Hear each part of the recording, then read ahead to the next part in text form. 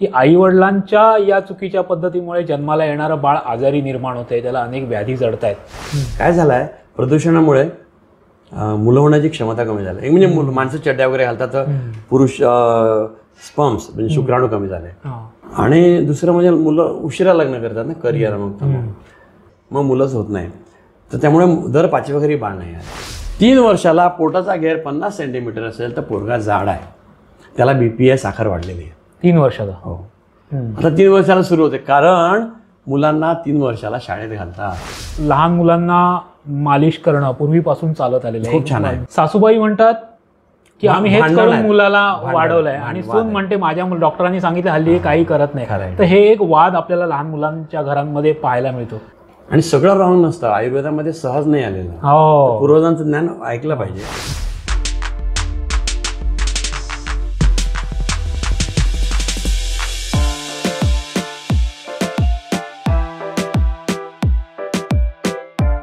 हे सगळं आपल्याला माहीत असतं, पण आपण सवयीने, जाहिरातीने, आळसपणाने खाण्याच्या सवयी ज्या काय आपल्या मोडल्या आहेत, त्यामुळे जे काय आपलं नुकसान झालंय त्याचे परिणाम आपण येणाऱ्या पिढीवर आपण पाहतोय. लहान मुलांचे आजार वाढत आहेत, की मुळात हे आजार कुठून उत्पन्न होतात, आणि हे आपण दर पिढी बाय पिढी ट्रान्सफर करतोय. माझ्या आईला डायबिटीस होता म्हणून मला होईल हे मी आधीच धरून ठेवले, पण माझ्या दिनचर्येमध्ये, आहारामध्ये, आहार विहारामध्ये मी काही फरक नाही करत आहे. मी वाट पाहतोय आता मला केव्हा होईल डायबिटीस, असं एक उदाहरण आपण घेऊन जातो.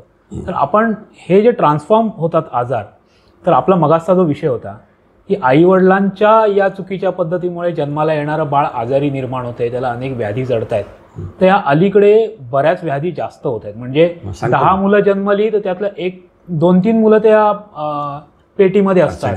एकाला काहीतरी वेगळा आजार असतो, हृदयाला होल आहे, अमुक पार्टच नाही, स्काल्प नाही, हे नाही, शूची जागा नाही, शीची जागा नाही, अमुक गोष्टी नाहीत, किडनीजमध्ये प्रॉब्लेम आहे. हे सगळे आजार आपण पाहायला मिळतात. तर ह्याचं सगळ्याचं मूळ हे आहार आहे. आहार हे एक झाला. आता खरं अडचण दुसरी जागा की आपल्याला कळत नाही. आमच्याकडे माझ्या 2 मित्रांच्या आमच्याकडे आहेत ना, त्यांच्या नवऱ्यांनी आत्महत्या केली. अरे बापरे. कारण त्यांना 7 वर्ष बाळ नाही झालं लग्न. 2 म्हणजे जवळचे 2. अरे बापरे. म्हणजे दुसऱ्याच्या घरी नाही. काय झालंय, प्रदूषणामुळे मुलं होण्याची क्षमता कमी झाली. एक म्हणजे माणसं चड्ड्या वगैरे घालतात तर पुरुष स्पर्म्स म्हणजे शुक्राणू कमी झाले. आणि दुसरं म्हणजे मुलं उशिरा लग्न करतात ना, करिअर मग जी मुलगी बंगलोरला, मुलगा पुण्याला किंवा अमेरिकेमध्ये किंवा असं सगळं आहे, त्रांगडा आहे, IT अमुक तमुक. तर पहिले म्हणजे उशिरा लग्न करतात, मग मुलंच होत नाही. तर त्यामुळे दर 5व्या घरी बाळ नाही आज. हो. आणि अजूनही देवाकडे भीक मागायला लागते. अजून आम्ही एवढ्या मोठं नाही की ऑर्डर केला नाही बाळाला. तर त्यामुळे तरुणांना माझा सल्ला असा आहे की आता मुलगा कमवतो, मुलगी कमवते, त्यामुळे एक बाळ आईबाबांना देऊन टाका. आईबाबा पण तरुण असतात, 60-70 वर्ष जगतो आपण आता, तर असतात. तर पहिलं बाळ लवकर होऊ द्या. जसं जसं वय वाढतं ना, तसं विकृत ते जीन्स, गुणसूत्र जे असतात आईवडिलांच्या मुलांना मिळतात ना, यामध्ये काही दोष तयार होऊन दोषी मुलं तयार होतात. तर वय वाढतं तसं त्याचं प्रमाण वाढतं. 20 ते 30 हे वयोगट बाळ व्हायला सर्वोत्तम. अच्छा. हां. पण 22 पासून मुलं न होणं सुरू होतं आहे. त्यामुळे 22 वर्षाचं झाल्यावर ज्यांना आता डॉक्टरांकडे आम्ही 28 वर्षाला MD होतात, मग त्यानंतर गव्हर्नमेंटचा बॉन्ड असं स्पेशलायझेशन 30-32 वर्षाचे शिक्षणच चालते. मग त्यानंतर मुलं लग्न करणार, मग त्यानंतर मुलं होणार, असं आपण एकापाठी एक जोडलेलं आहे ना. तसं न करता हे तर होणारच आहे ना. तर 22 वर्षाला म्हणजे तरुण मुलींना लवकर लग्न करा आणि एक बाळ आई बाबांना लवकर द्या.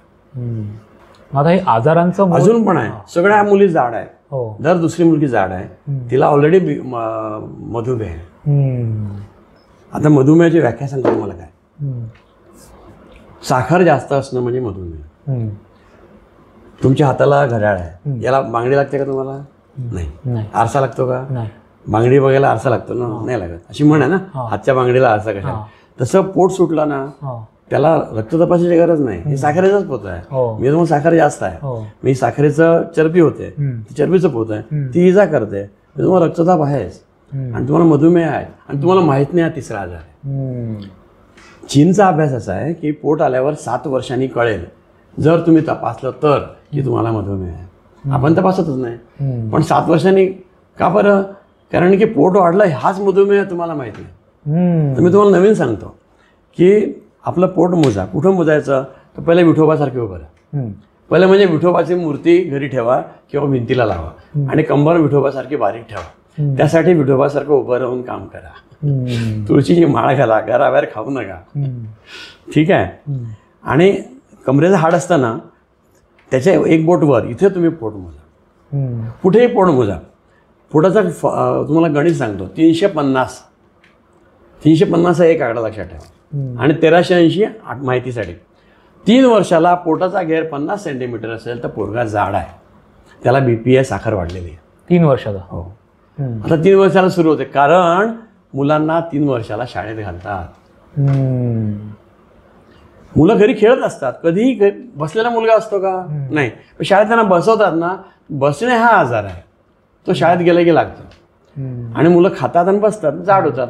तर 3 वर्षाला 350, मग तो 3 सेंटीमीटरने ही लक्ष्मण रेषा दरवर्षी वाढते. माझा सोपं गणित आहे. 3 वर्षाला 50 तर 4 वर्षाला 50 अधिक 3 म्हणजे 53. जर पोट असेल तर तुमचा मुलगा जाड आहे. त्याचं रक्तदाब मोजा, शुगर मोजा, A1C मोजा. A1C म्हणतात, HbA1C. हिमोग्लोबिनला जोडलं असतं म्हणून हिमोग्लोबिन. A1C म्हणजे जोडलेली साखर. A1C मोजा, ती जास्त आहे. मग 5 वर्षाला किती? 3ला 50, 4ला 53, 5ला 56, 6ला 59, असं करून 13 वर्षाला 80. 13 वर्षाच्या वर ज्याला 80 सेंटीमीटर किंवा जास्त पोट आहे त्याला तो आजारी आहे, तो स्थूल आहे, तो जाड आहे, चरबी आहे. त्याला चरबी त्याच्या मेंदूला, त्याच्या डोळ्यांना, त्याच्या नाकाला, कानाला, घशाला, मूत्रपिंडाला, छातीला, फुफ्फुसाला, हृदयाला, प्रत्येक पेशीला इजा करत आहे. त्या स्नायूंना इजा करत आहे. त्याला उठून उभंच नाही राहता येणार. त्यामुळे त्याची कामाची, चालायची पण इच्छा दूर होते. तो त्याला इच्छा पण मरून जाते त्याची, चालायची, बसायची, खेळायची, एनर्जीच निघून जाते. हो, इच्छा मरते पहिले. आपण आधी इच्छा मरते, मग आपण मरतो. जगायची इच्छा मेले की आपण मरतो. तर खरा भारताचा खुनी हा चरबी आहे. आणि ते सगळे लोक आहे जे खातात आणि खाऊ घालतात. म्हणजे खून केला तर दोष, आपण शिक्षा देतो ना, आग्रह करणारी शिक्षा दिली पाहिजे. खाण्याचा मोह करेल त्याला शिक्षा दिली पाहिजे. आग्रहाचं जेवण. हो, आग्रहाचं जेवण. यमराजाचे दूत आहे आम्ही सगळे. सो हा नीट शिकून घ्या की पोटमोजा. आज टेप घरी असते, 80 सेंटीमीटर 25 रुपयाची टेप आणा. आणि 13 वर्षाच्या वर सगळे आपण तर पोट मोजा. 80च्या वर असेल तर कमी कसं करायचं ते पण सांगतो. कमी करायला अगदी सोपं आहे. कच्चं खाल्लं ना तर काही एनर्जीच नाही. पोटभर खा, भूकच नाही लागत. खूप कच्चं खा, खूप पाणी प्या, चहाच्या जागी ताक प्या. रोज चरबी जळते, कमी होऊन जाते आणि तुम्ही रोज बारीक होता. माझ्या स्टाफने 10-10, 15-15 किलो वजन कमी केले सगळ्यांनी. आणि अगदी सोपं आहे. काय करायचं? भूक नाही लागली फक्त मनालाच कुलूप पाहिजे. समजा एक गाडी उतारावरून खाली झाली, खड्ड्यात पडते, डोंगरावरून आता पडणार, त्या गाडीला ब्रेकच नाही, ते काय होणार? बस आम्ही ब्रेक नसलेल्या गाड्या आहे, मरणाच्या खायच जाणार आहे जाड लोक. सो त्याला एकच आहे, कच्चं खा, त्याने भूक मरून जाते, इच्छा पण नाही होत खायची. परत वेळेचा पान खा, पाणी प्या. काय मेंदूला ना खाण्याचं आणि तहाण्याचं केंद्र आजूबाजूला आहे. पाणी कमी झालं तरी आपल्याला वाटतं भूक लागली, आणि पाणी पिलं की भूक पण जाते. सो 1 लिटर पाणी सोबत ठेवा, यमदेव दूर राहील तुमच्यापासून. कच्चं खा, पेरू खा, चिकू खा, पपई खा, केळ खा, ड्रायफ्रुट्स खा. भूक मरून जाते हो, आणि अतिरेक नाही होत खाण्याचा. तुम्ही अतिरेक आणि ड्रायफ्रूट शब्द वापरला. आपल्याकडे जे अतिरेकी आले होते ते ड्रायफ्रूट घेऊन आले होते. हो. खाण्याच्या अतिरेकाने भारत मरत आहे. आग लागली आहे, त्यावर पाणी टाका, म्हणजे पाणी प्या, ताक प्या, चहा बंद करा, शिजवणं बंद करा, घराबाहेर खाणं बंद करा. मुलांना पूर्वी ना मुलं 8 वर्षाला गुरुजीकडे शिकायला जायचे, तेव्हा त्यांना शिक्षणाचं व्रत द्यायचे. त्याच्यामध्ये एक व्रत असं होतं, आणि त्यांना ते व्रताची आठवण राहावी म्हणून त्याला मौंजी नावाचा दोरा बांधायचे, म्हणून त्याला मौंजी बंधन म्हणायचे. कडदोरा म्हणायचं. त्याला संस्कृत शब्द मौंजी म्हणून त्याला मौंजी बंधन म्हणायचे. आणि आठवण म्हणून त्याला दोरा, किंवा तू दोरा बांधला ना तुला तर तू चुकणार. चूक म्हणजे काय? उष्ट खाणार नाही. जो तुम्हाला वाटतो त्याचा आजार तुम्हाला होतो. एक बाई होती मेरी नावाची, न्यूयॉर्कच्या सरकारी दवाखान्यात काम करायची. त्याचं नाव बेलेव्ह्यू हॉस्पिटल, बेलेव्ह्यू जनरल इंग्लिश नाव. ती दणकट होते, तिच्या अंगात टायफॉइडचे जंतू गेले, पण तिला आजार नाही झाला कारण दणकट होते. पण तिच्या अंगात ते होते. तिने ज्याला ज्याला अन्न दिलं त्याला टायफॉइड झाला. 1300 लोकांना टायफॉइड झाला, तर तिला टायफॉइड मेरी म्हणतात. अशा सगळ्या रस्त्यावरचे सगळे लोक, आपल्याकडले सगळ्यांना आजार आहेत, काही नाही, सगळ्या मेरी आहेत. हो, सगळे एव्हरीबडी इज मेरी. त्यामुळे कोणाच्या सोडून त्याला स्वयंपाक म्हणतात. म्हणून ते काय फिरायचे ना, आमचे गुरु लोक भिक्षा घ्यायचे, तुमच्या हातचं खायचं नाही, आम्ही आमचं शिजवून खाऊ.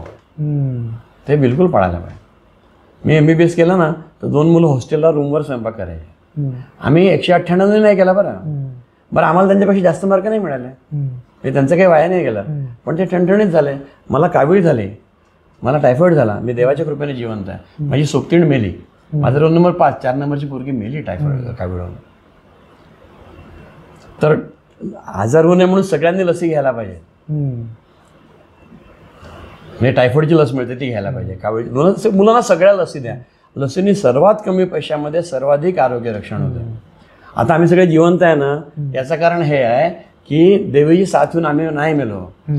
पूर्वी जेव्हा फ्लूची साथ आली ना तर 1/3 भारत मेला होता 1919 मध्ये. करोडो लोक असे असतात, गंगेच्या दोन्ही बाजूला मेलेल्या माणसाचे मृत्यू पडलेले होते. अशा गोष्टी आहेत. पहिलं म्हणजे आरोग्याचं, आहाराचं आणि आरोग्याचं ज्ञान सर्वात कमी पैशात सर्वाधिक लोकांचं रक्षण करते.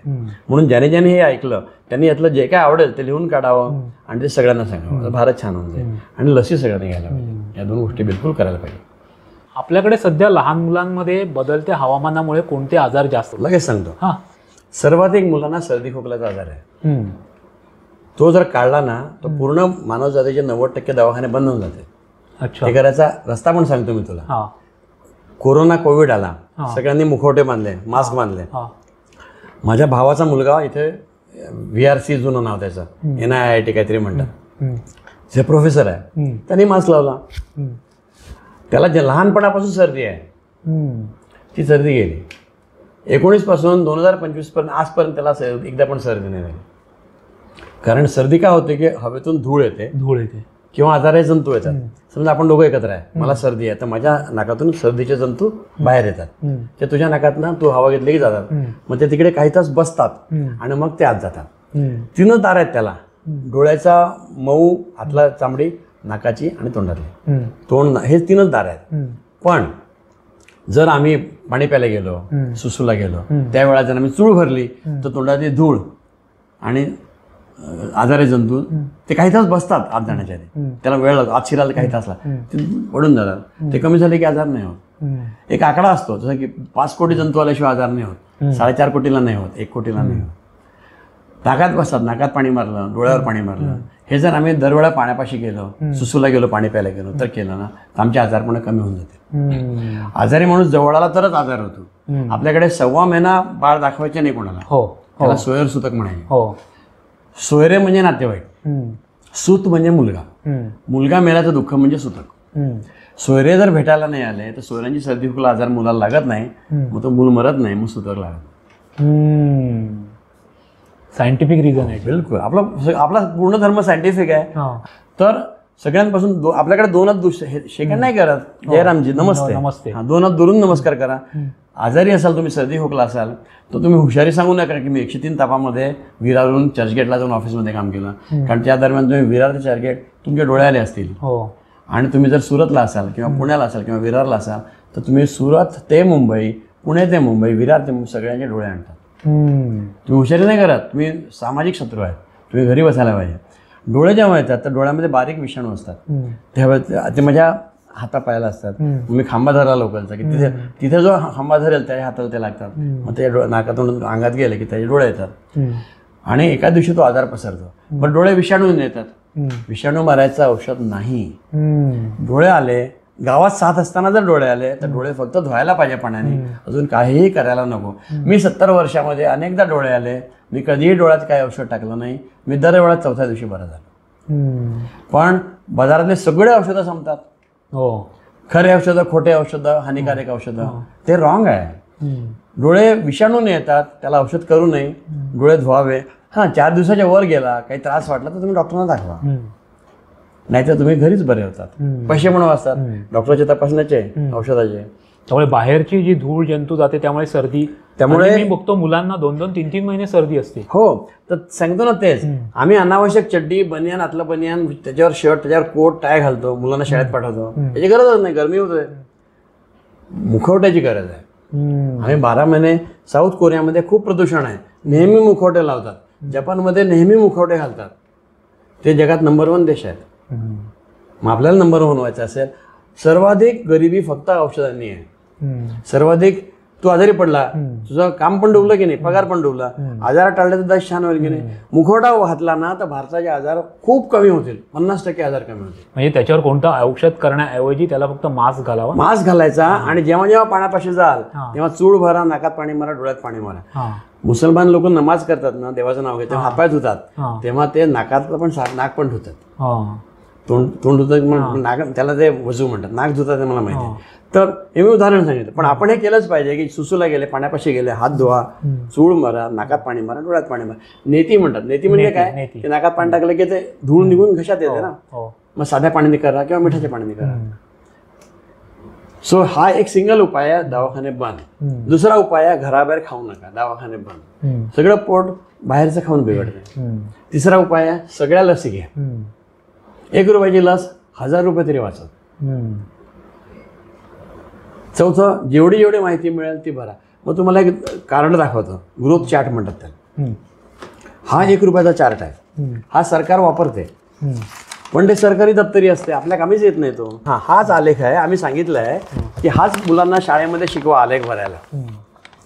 इकडे वय असते आणि इथे वजन असते आणि उंची असते, आणि या पट्ट्यामध्ये चांगली मुलं वाढतात.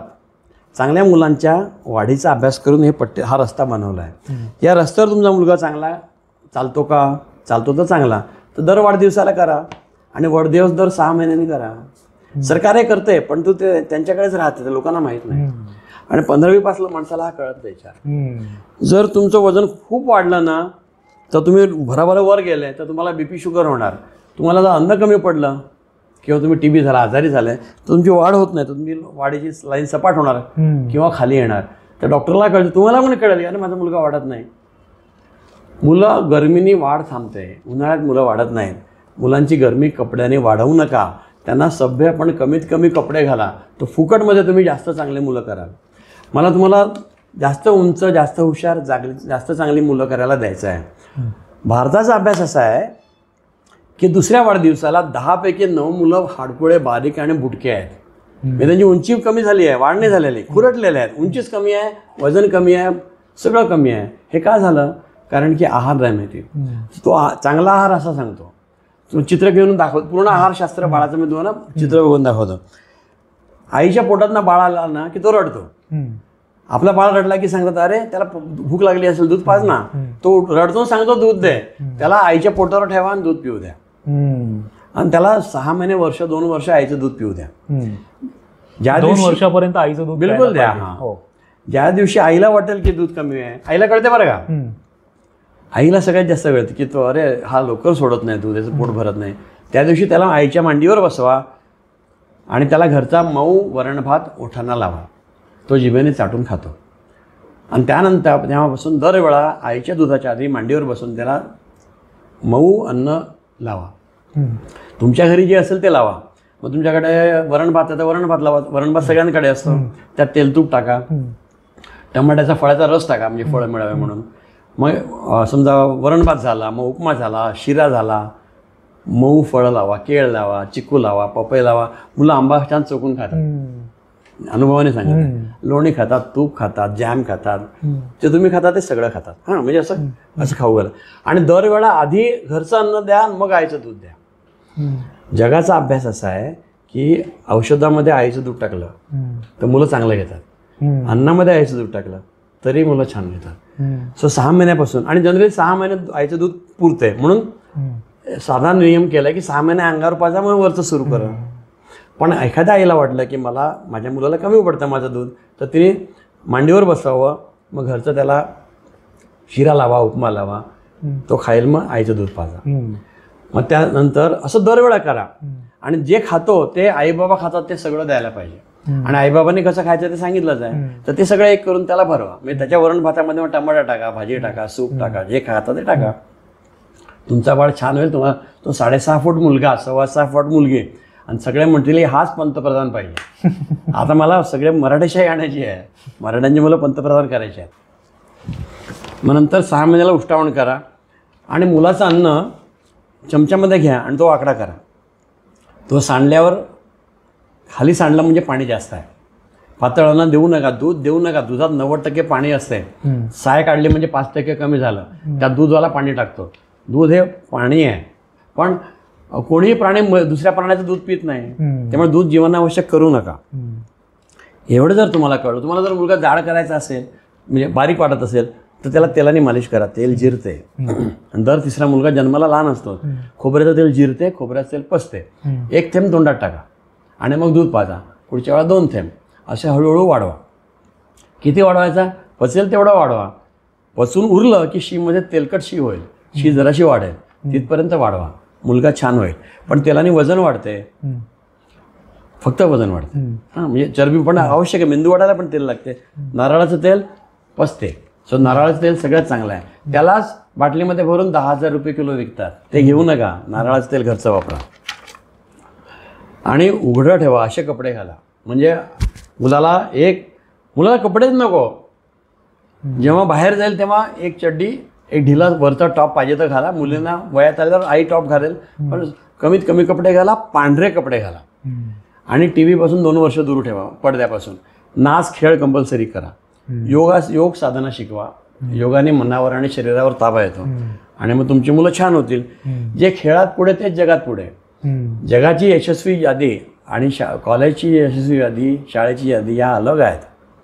जगात यशस्वी व्हायला तुम्हाला पुस्तकी ज्ञान तर पाहिजेच, पण व्यवहार ज्ञान पाहिजे. 16 विद्या 64 कला पाहिजेत, त्या करा. मुलांना पाठांतर करायला शिकवा. पाठांतर नसणं ही लाजिरवाणी गोष्ट आहे. तुम्हाला येत नाही तर ती पण लाजिरवाणी गोष्ट आहे. पाठांतर अगदी सोय. 5 वेळा म्हटलं की पाठ होतं. सगळ्या कविता पाठ, सगळी सूत्र पाठ. मुलं पासच होणार, नापास कसे होणार? तर मुलांनी 9ला झोपलं पाहिजे. लाईटनी झोप खराब होते. झोपेमध्ये शिकलेलं स्मरण होते. उठवलं की स्मरण जाते. म्हणून मुलं 9ला झोपलेले पाहिजे. 9 नंतर लाईट ठेवणं पाप आहे. 9 नंतर आई वडिलांनी जागा राहून पाप आहे. आईने त्यांना घेऊन झोपायला पाहिजे, बाबा त्यांना झोपायला. ते म्हणजे घराचं बघा तुम्ही, पण मुलं आपण. आणि सकाळी 4ला उठली पाहिजे, 5ला उठली पाहिजे. सकाळची वेळच अभ्यासाला सर्वश्रेष्ठ आहे. हे मी डॉक्टर म्हणून जबाबदारीने सांगत आहे. याच्यावर वाद करू नका. 1.5 शाण्यांचं ऐकू नका. तुमच्या मुलं विद्यार्थी सकाळी 5ला उठलाच पाहिजे. त्याने योगासनं व्यायाम केलाच पाहिजे. नंतर पाठांतर केलंच पाहिजे. आणि त्यानंतर सूर्य उगवला पाहिजे. आणि रविवार गिवार काय नाही, जेवायला सुट्टी नसते रविवारची, अभ्यासाला काही सुट्टी आहे. रविवारी सुद्धा 4ला उठला पाहिजे. हे जो करेल ना तो पंतप्रधान. आपण पुन्हा मराठी शाळा आणू, 10 कोटी मराठी पंतप्रधान तयार करू. मी सर्वोत्तम करू. काय बरोबर आहे, छान होणार मुलं. बरोबर, चांगली मुलं आहे, आपण चांगली घडवूया. त्यांना मनाचे श्लोक शिकवा. मनाच्या श्लोकमध्ये मनावर ताबा शिकवणारं जगातलं एकच पुस्तक आहे मनाचे श्लोक. त्यातलं विज्ञान घ्या तुम्ही. तो म्हणतो की जग चांगलं म्हणतं ते करा, ज्याला जग वाईट म्हणतं ते करू नका. किती छान सांगितलेलं आहे. कोणी वाईट बोललं तर ऐकून घ्या, पण दुरुस्त करू नका. तुम्ही वाईट बोलू नका, ते सुटून जाते हळूहळू. खूप छान सांगितलं आहे. ते करा, योगासनं करा, योग साधना करा आणि सर्वोत्तम व्हा. आणि 10 कोटी मराठी माणसाला शिकवा, 150 कोटी भारतीयांना शिकवा. आपण 25% जग आहे. आपण चांगलं तर जग चांगलं झालं. आपण जगावर राज्य करू परत. शुभेच्छा. एक सांगतो अजून, बारीक मुलं अंगात भरायची असतील ना तर त्यांच्या खिसे भरून ठेवा.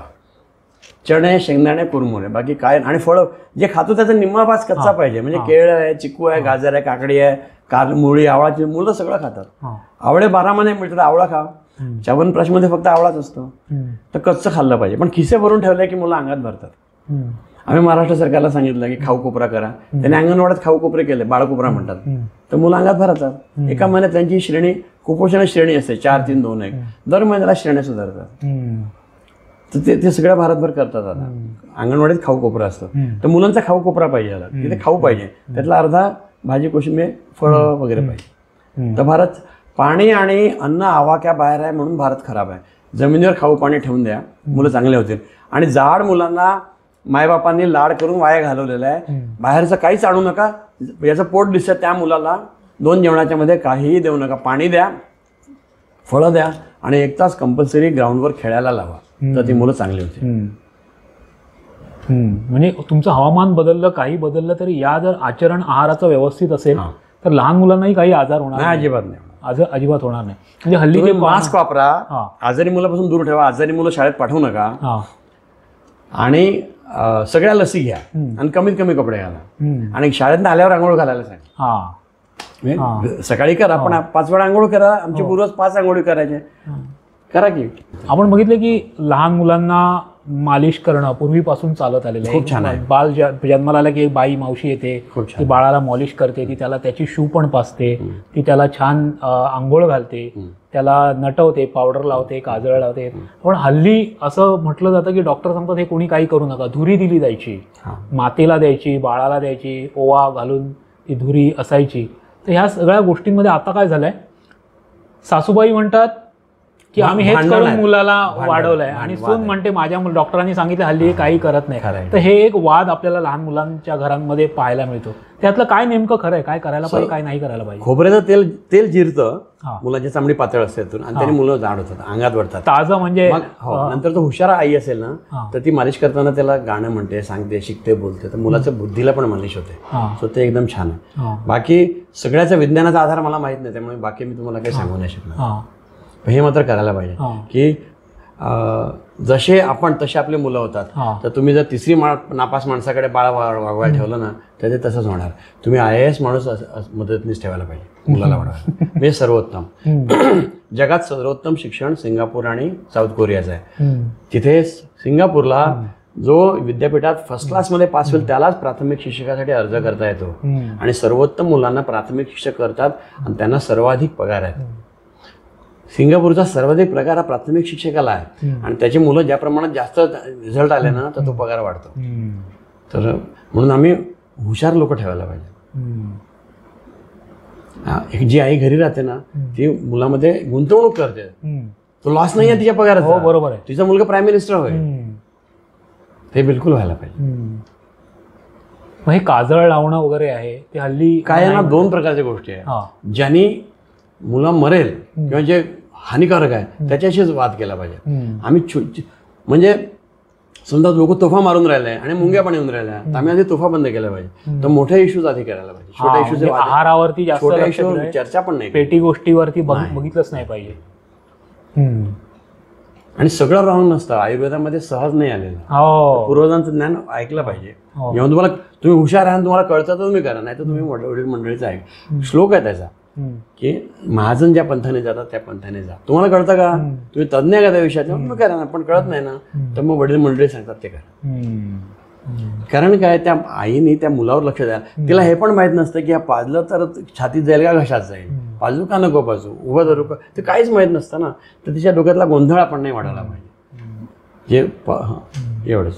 आज आपलं लहान मुलांच्या आरोग्यावरून विषय सुरू झाला, पण तुम्ही एकूणच आरोग्याबद्दल आणि त्याचं मूळ कशात आहे अनारोग्याचं ते अतिशय सुंदरपणे तुम्ही विशद करून सांगितलं की तुमचा आहार का असावा, विहार का असावा, आणि कसं माणसांनी राहिलं पाहिजे, आणि मुळात भारतीय हवामानात या प्रदूषणाच्या काळामध्ये कसं राहिलं पाहिजे तुम्ही खूप छान सांगितलं डॉक्टर. मी तुमचा खूप मनापासून आभारी आहे. तुम्ही हे एवढं मोलाचं काम करता, एवढी पुस्तकं छापली आहेत, किंवा तुम्ही सर्व आरोग्याची यंत्रणा असेल किंवा आरोग्याविषयक जी धोरणं राबवणारे, मग ते शासकीय पातळीवर असेल, प्रशासकीय पातळीवर असेल, माध्यमांना तुम्ही ही सगळी पुस्तकं स्वतःच्या खर्चाने छापून मोफतपणे त्यांचं मार्गदर्शन करण्यासाठी तुम्ही त्यांच्याकडे देताय. पण या 150 कोटी जनतेला सांगण्यासाठी आपण कुठेतरी कमी पडतोय. तर हा एक छोटासा आजचा उपचार आपण केला. तुम्ही अनेक गोष्टी इथे दाखवायला घेऊन आलात प्रत्यक्ष, आणि आज तुम्ही खूप छान प्रबोधन आमच्या विमर्शाच्या प्रेक्षकांचं केलेलं आहे. त्याबद्दल तुमचे मी मनापासून आभार मानतो. की माझे प्रश्न अनेक होते पण त्या सगळ्याचं उत्तर तुमच्याकडे एकच आहे जे तुम्ही अतिशय ठामपणे आणि खूप छानपणे सांगितलं. त्याबद्दल मी तुमचा खूप मनापासून आभारी. मी पण तुमचा आभारी आहे. भारत फक्त ज्ञानानेच चांगला होईल, आपण ज्ञान वाटूया. हो, जय हिंद. जय हिंद. जय